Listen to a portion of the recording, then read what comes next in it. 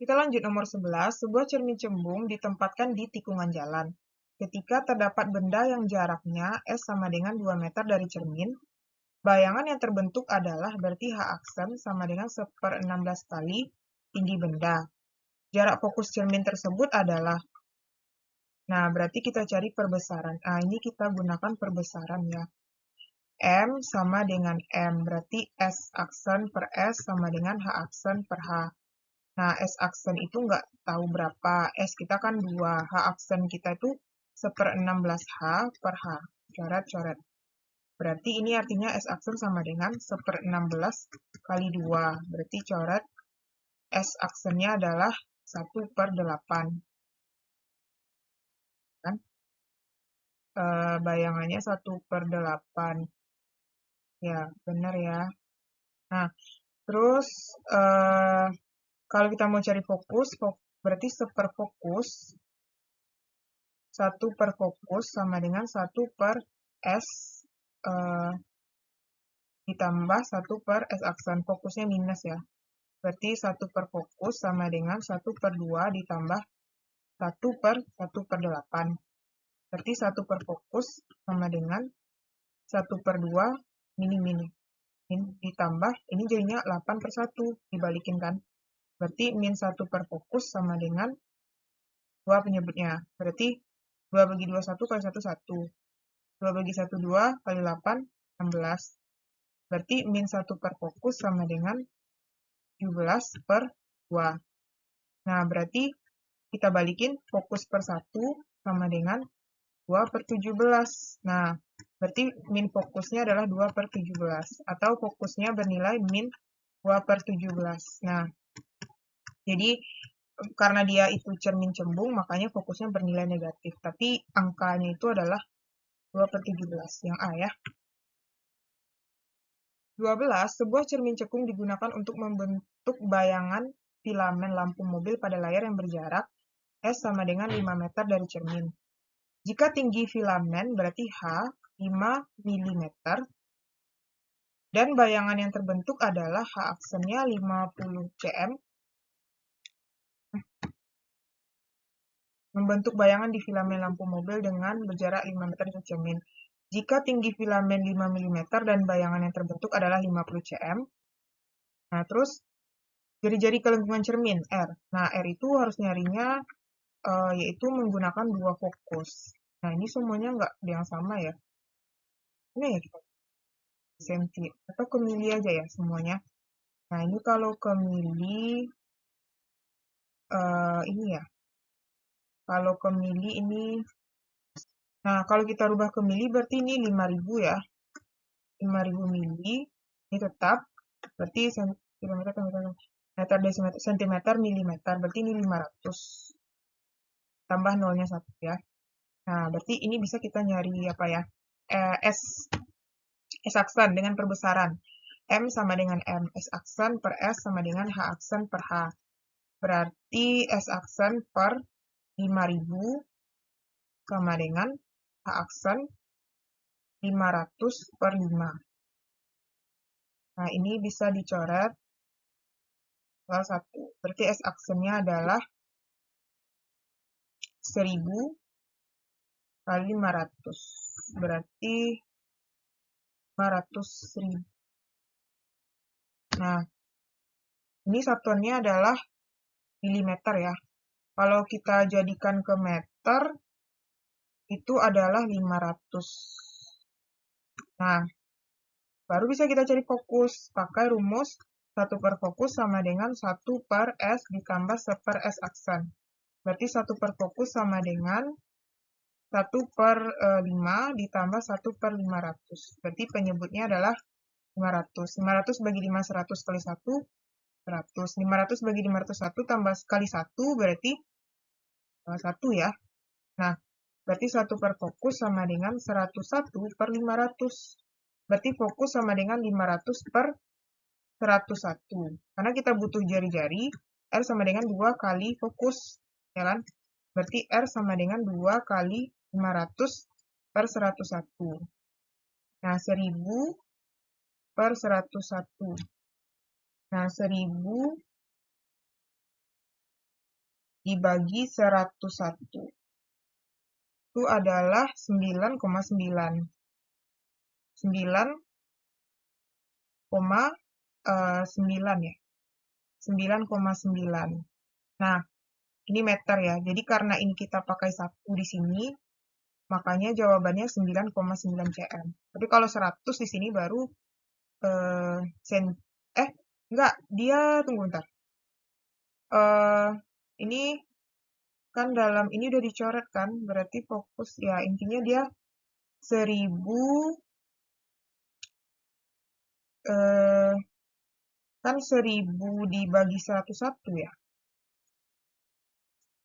Kita lanjut, nomor 13. Sebuah cermin cembung mempunyai jarak fokus 8 cm. Berarti kalau cermin cembung itu fokusnya minus ya. Jika jarak bayangan ke cermin 6 cm, berarti S aksen. Nah, bayangannya kan juga negatif ya, min 6. Jarak benda ke cermin adalah, berarti rumus yang kita gunakan 1/F sama dengan 1/S ditambah 1/S aksen. Berarti min 1/8 sama dengan 1/S ditambah min 1/6. Pindah ruas ya, min 1/8 ditambah 1/6 sama dengan 1/S. Penyebutnya adalah 48. 48 bagi 86 kali 1 min 6.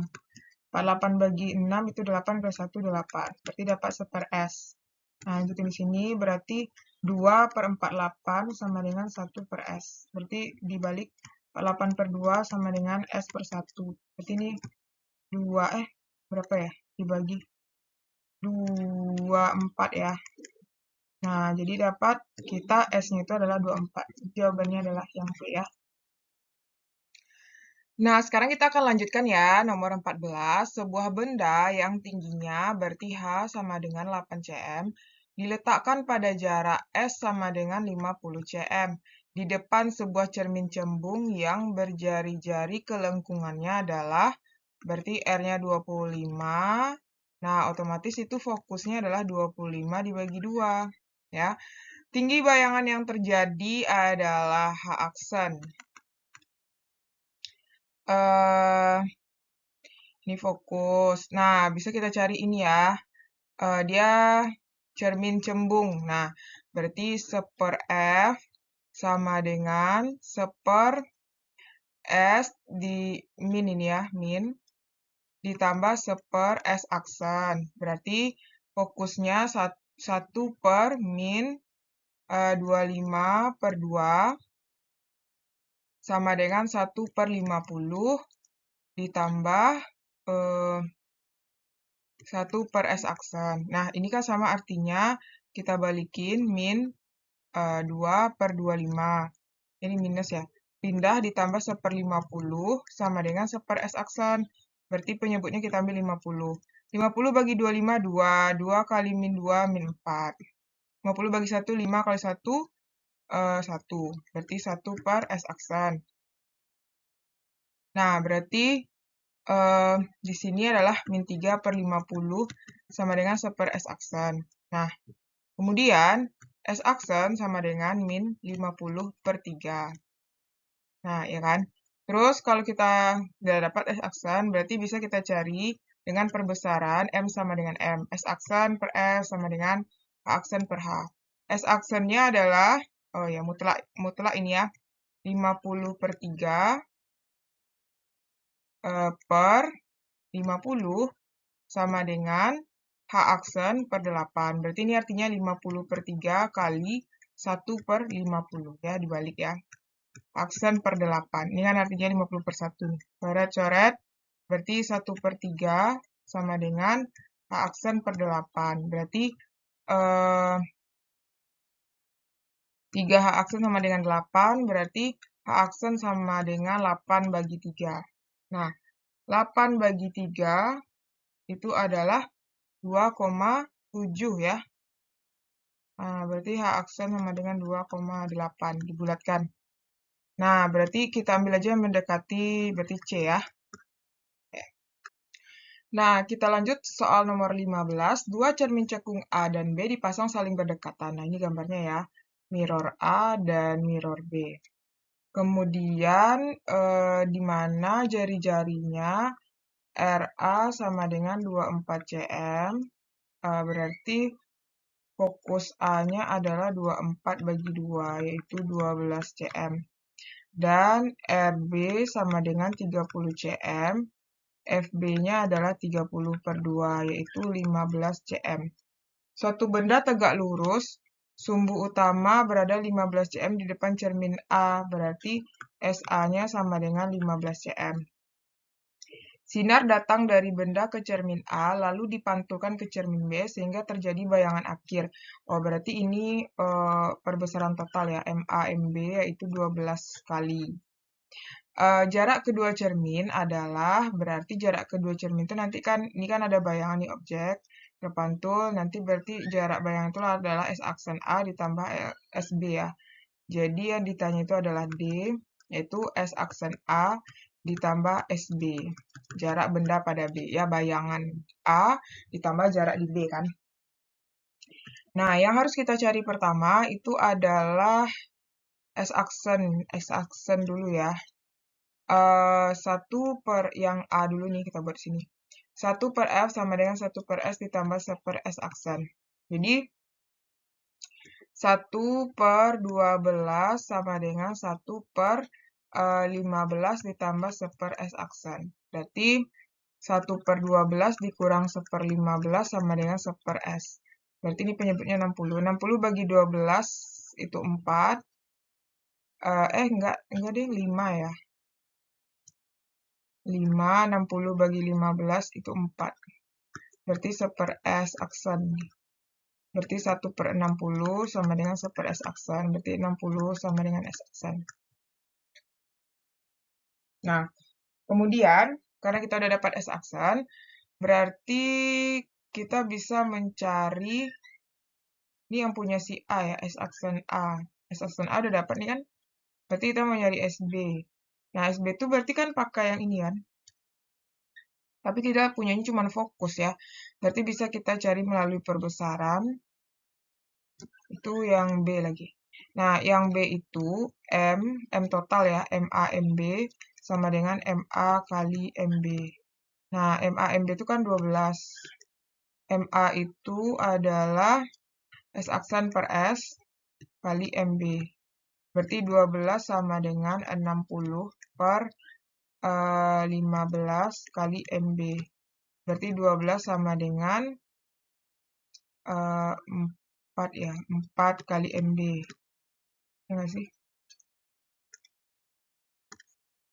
Berarti ini bisa dicoret bagi 4 1, bagi 4 3. Berarti 3 sama dengan MB. Nah, terus karena kita perbesaran di B kan, berarti MB itu kan rumusnya S aksen per S. MB itu 3, S aksen nggak tahu berapa. Kita kan butuhnya SB ya. Berarti per S. Nah, yang kita ganti itu S aksen nanti 3S. Nah, berarti ini adalah S aksen B, ini SB. Nah, kan udah tuh kan, udah dapat SB, berarti bisa kita cari melalui fokus. Berarti 1 per fokus sama dengan 1 per S ditambah 1 per S aksen. Berarti fokusnya 15 sama dengan 1 per S ditambah S aksennya adalah 1 per 3S. Berarti 1 per 15 sama dengan tuh penyebutnya 3S. 3S bagi S, 3 kali 1, 3. 3S bagi 3S, 1 kali 1, 1. Berarti ya, 1 per 15 sama dengan 4 per 3S. Nah, ini S ya, bukan 5. 1, ini 5. Berarti S aksen, kok S aksen? S doang ya. S aja berarti 5 kali 4 sama dengan 20. Nah, berarti kalau kita mau cari D itu adalah SA aksen ditambah SB. Nah, SA aksen itu udah dapat kan berapa tadi? Ya, 60 ya. Nah, SB itu kan ini SB nih. SB itu ditambah 20, berarti dapatnya 80. Sehingga jawabannya adalah yang. Paham ya? Lanjut. 16. Sinar cahaya yang merambat dari satu medium ke medium yang lain tidak akan mengalami perubahan. Maksudnya besaran yang tidak akan mengalami perubahan ya, besaran yang tetap. Nah, besaran yang tetap itu adalah frekuensi D. Oke? Kita lanjut nomor 17. Sebuah berkas cahaya dengan panjang gelombang, berarti lambda 1, itu 6 kali 10 pangkat min 5. cm. Masuk ke udara, ke dalam balok secara indeks biasnya adalah, berarti udara itu adalah 1, berarti N kaca itu adalah 1,5. Panjang gelombang cahaya dalam kaca sama dengan lambda 2. Nah, ini ada rumusnya ya. Ini hubungannya ke sini. Lambda 1 kali N1 sama dengan lambda 2 kali N2. Lambda 1, 6 kali 10 pangkat min 5, N1 1, lambda 2 yang mau dicari, N2 1,5. Nah, ini bisa dicoret ya. Ini dapatnya nanti adalah 40. Ya, 40. Berarti 40 kali 10 pangkat min 5 sama dengan lambda 2 ya. Kok 44 ya, sorry. Nah, 4 kali, berarti dapatnya adalah 4 kali 10 pangkat min 5 E. 18, cahaya mempunyai kecepatan di vakum sebesar 3 kali 10 pangkat 8. Berarti di udara ya, V1. 3 kali 10 pangkat 8 meter per sekon. Jika di dalam air kecepatannya menjadi, berarti V2-nya 3 per 4 C. Berarti 3 per 4 kali 3 kali 10 pangkat 8. Itu adalah 9 per 4 kali 10 pangkat 8. Berarti indeks bias air itu adalah N1 udara, berarti 1, N2 yang ditanya. Nah, ini hubungannya ya. Hubungan kecepatan dengan indeks bias itu adalah V1 kali N1 sama dengan V2 kali N2. Nah, V1 kita kan 3 kali 10 pangkat 8. N1 1, V2-nya adalah 9 per 4 kali 10 pangkat 8, N2, N2. Coret, coret nih 3, coret, coret. Berarti kali silang ya, berarti 4 per 3. Ya, bisa ada 3 nih. 4 per 3 sama dengan N2. Nah, 4 per 3 itu sama dengan berapa tuh? 1,33 ya. N2 sama dengan 1,33. Jadi jawabannya adalah yang C. Oke, lanjut. 19. Berdasarkan data pada gambar di atas, jika kecepatan cahaya di udara, berarti kita butuhnya itu yang ini nanti ya, sudutnya I sama dengan 90 kurang 30 adalah 60. Nah, terus ini ya, ini betul, ini R. Nah, terus jika kecepatan cahaya di udara, berarti V1 itu adalah 3 kali 10 pangkat 8. Kecepatan cahaya di zat cair adalah V2. Nah, yang kita gunakan ini ya, persamaannya. Hubungannya adalah sin I per sin R sama dengan V1 per V2. Nah, berarti sin 60 per sin 45 sama dengan V1-nya 3 kali 10 pangkat 8 per V2. Nah, berarti sin 60 itu kan setengah akar 3 per sin 45 itu adalah setengah akar 2. Sama dengan 3 kali 10 pangkat 8 per V2. Coret, coret. Nah, berarti V2 itu adalah V2 sama dengan 3 kali 10 pangkat 8 akar 2 per akar 3. Nah, berarti 3 kali 10 pangkat 8 akar 2-nya adalah 1,4 per akar 3-nya 1,7. Nah, tinggal kalikan aja, yaitu 2,47 kali 10 pangkat 8. Dah, jadi jawabannya 2 kali, oke. D ya. Adalah D. Ya, intinya jawabannya D ya. Kita lanjut. 20. Seberkas cahaya datang tegak lurus terhadap sisi AC. Nah, ini kan. Kemudian, sebuah bejana kaca berbentuk prisma segitiga yang diisi dengan air seperti gambar dan indeks bias kaca. Berarti dia lewat kaca ke air ya. N kaca itu adalah 3 per 2. Dan indeks bias air, N air adalah 4 per 3. Agar pemantulan sempurna terjadi, bidang batas kaca udara sinar AC adalah, berarti yang ditanya itu sudut theta. Nah, ini rumus yang kita gunakan ya. Berarti N1 itu harus lebih besar daripada N2. Nah, berarti jadinya kan rumusnya sin theta sama dengan N2 per N1. Berarti ini yang kita jadikan N2, ini yang kita jadikan N1. Berarti sin theta sama dengan 4 per 3 per 3 per 2. Ya kan? Berarti 4 per 3 kali 2 per 3. 3. Iya, benar deh. 4 per 3. Dia 4 per 3 ya. Berarti dapatnya adalah 8 per 9. Nah, Berarti jawabannya 8/9, yaitu yang D. Oke.